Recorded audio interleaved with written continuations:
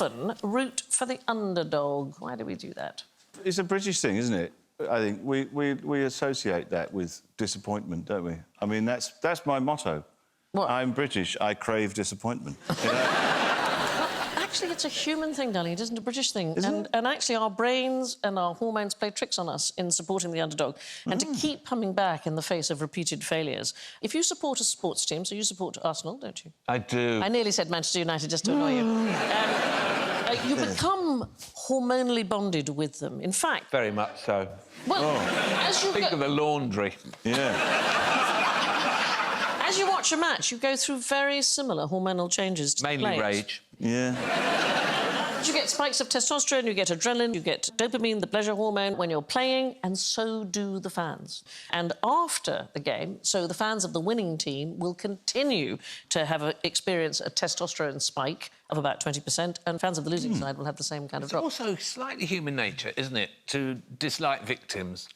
People run out of empathy quite quickly. Maybe they like the underdog in a match because they know it's going to be over soon. But if you always had to root for the underdog, you'd end up wanting to kill them. Yes, but there are people who support a team year after year after year, even though they always lose, aren't there? Yeah, but they're from top... Yes.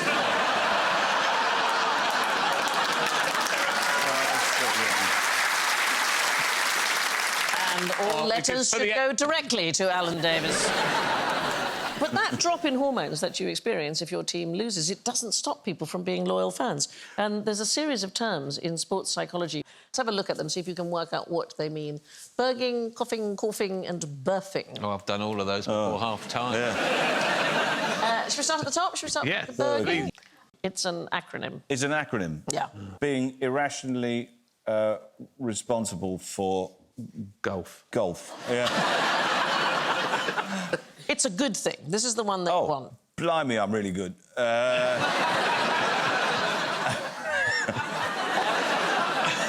It stands for basking in reflected glory. Basking in glory, yeah. So you feel a high, if your team wins, that is, neurologically speaking, as strong as the team feels themselves. But then if your team loses, your brain will engage in patterns of behaviour that, weirdly, are also strangely enjoyable. Let's do coughing next.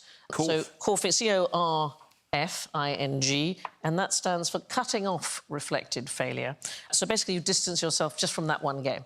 You just for that one game, you go, they blew it that time, but it was the goalie's fault. That's a lot like my parenting style. Oh, the other parent's fault, that one, yeah. How many kids have you got, Nabil? That I know of, 2. Wow.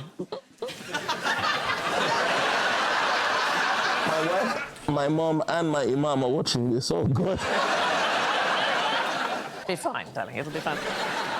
Birthing, B-I-R-F-I-G, basking in reflected failure. So this is the big underdog headspace. This is where you take pride in losing. You're standing by your team, and then you have the final one, coughing, C-O-F-F-I-G, which is cutting off future failure. This is when you try not to get too excited. When I was at primary school, Yeah. I was in Scott House, and I, years later, thought, hang on, Captain Scott, I mean, all due respect, you know, he failed in his endeavour, came last and froze to death before he could get home. Yeah. And this was the example, this was the heroic name on the house, the example to follow. Well, I was in Livingston House, and I looked up when I was at school how Livingston died, and it was burst hemorrhoids, and I just thought... Blimey, that must have been a... That would have been... big hemorrhoid. Yeah. Out with a bang. Yeah. Oh. Yeah, he did.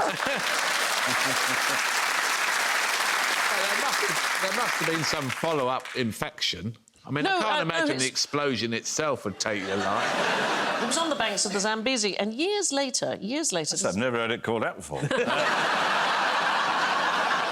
call it the lavatory. I call it the lavatory. I'm just going to the banks of the Banks of the Zambezi. Zambezi. I'm just going to expel a couple of hippos. They've gone internal, they come out of my eyes. What a Dundee United. What a Dundee United. I tell you what, I coughed all the way home. Years later, I made a documentary for the BBC and I canoed the whole of the Zambezi following in Livingstone's path. Following all Livingston's the way hemorrhoids. Yes! All the way down, I checked the banks to see if there was a specific spot that was wetter than anywhere else. crater. Livingston's crater. Yeah. Thank you for watching. Do remember to subscribe to the QI channel and click here to watch more videos.